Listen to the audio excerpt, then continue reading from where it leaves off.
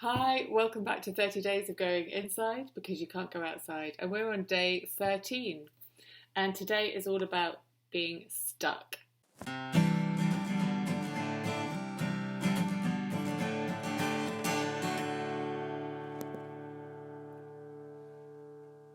So, yesterday we were talking about passengers on a bus, and you may have been noticing some of your passengers as you go about your day since then.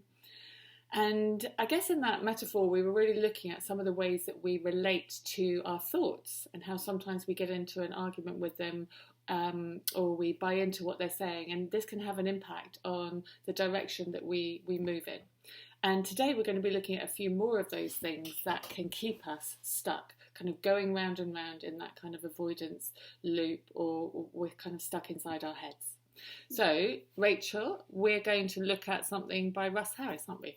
Yeah, so we're going to look at an acronym that Russ Harris developed, which he calls DOTS, and we're going to explore the D, the O, the T and the S today and see if we can notice our own ways in which we try and problem solve emotion and thoughts. And the first one is one that I'm really familiar with, which is distraction. What are some of the things that we do to distract ourselves from having unwanted emotions or certain thoughts? And distractions can be going on our phone, it can be cleaning the house, it can be having something to drink, it can be getting busy to try and distract ourselves from actually feeling or thinking. Yep. And it's difficult, isn't it? Because some of those things we distract ourselves with can have a huge payback. Like I might achieve a lot. I might get a lot done. I might get really good at a sport or something. Yeah, it doesn't mean that we're less productive necessarily, but we're putting energy into those activities as an avoidance strategy rather than necessarily finding some value in them on their own. Yeah, that's the difference, isn't it? Yeah. Okay, so that was the D, distraction. Yeah. And I'm noticing while you were talking about that, I'm thinking of all the things I do to distract myself. Yeah. Does sleep belong in there? Does like some sleep, going to sleep and just kind of like having a nap? Absolutely. A lot of the young people that I work with use sleep as an avoidance strategy hugely, especially over the weekend or during the holidays. Yeah, they sleep way more than is good for them, actually. Yeah. Cool. So now we're going to look at O, which is the opting out bit of DOTS. And what do we mean by opting out? We mean these are the things that we do when we're when we're kind of avoiding doing stuff.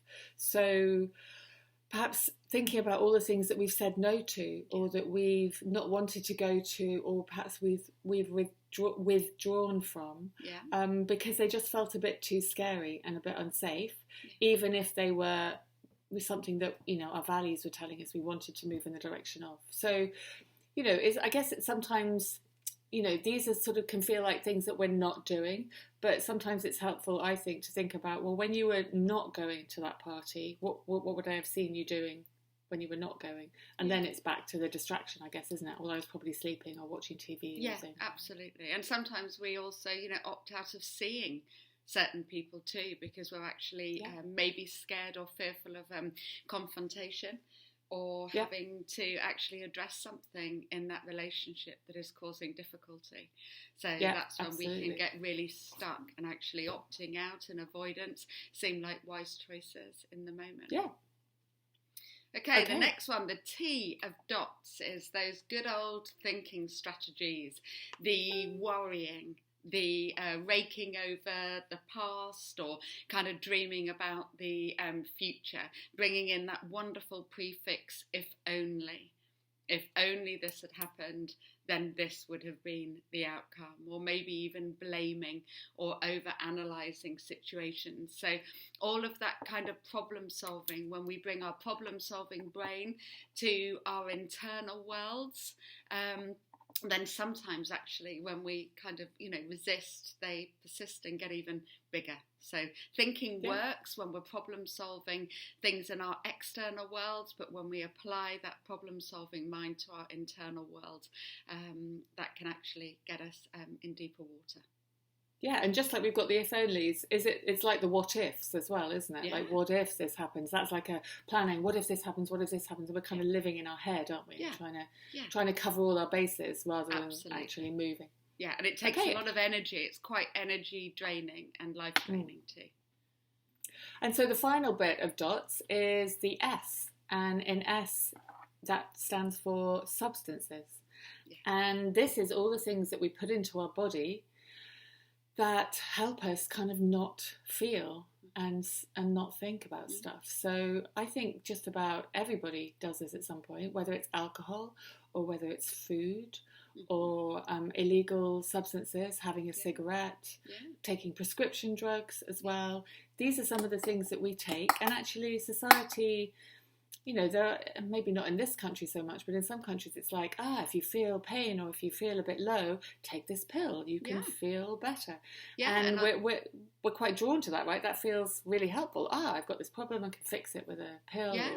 Yeah, absolutely. I know that when I'm feeling stressed, the first thing that I do is I reach for a glass of wine, and in kind of some respects that rewards my brain for feeling stressed. So is it a surprise that my brain chucks more stress at me if I keep rewarding it?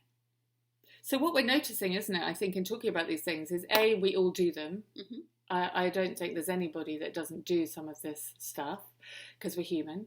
And B, we're also noticing that it kind of works, right? Yeah. When you have a glass of wine, you probably feel a bit, you know, and definitely. It just sort of chills you out a bit. Yeah. And when you don't go to the party because your mind's telling you, what if nobody there likes me and it will be really stressful. Mm-hmm. And when you don't go, you feel a sense of relief. I'm safe. I don't have to put myself through that. And so you feel less anxious. Mm-hmm. So all of these strategies that we've outlined in DOTS really work. The tricky thing is they work for a bit.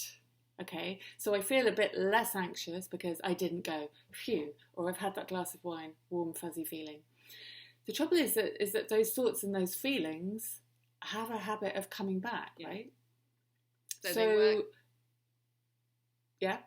Yeah, these strategies work in the short term, but less effective in getting, you know, when we put energy into trying to get rid of something, we kind of think that we have this superpower whereby we can control thoughts and feelings, and actually we can't control either.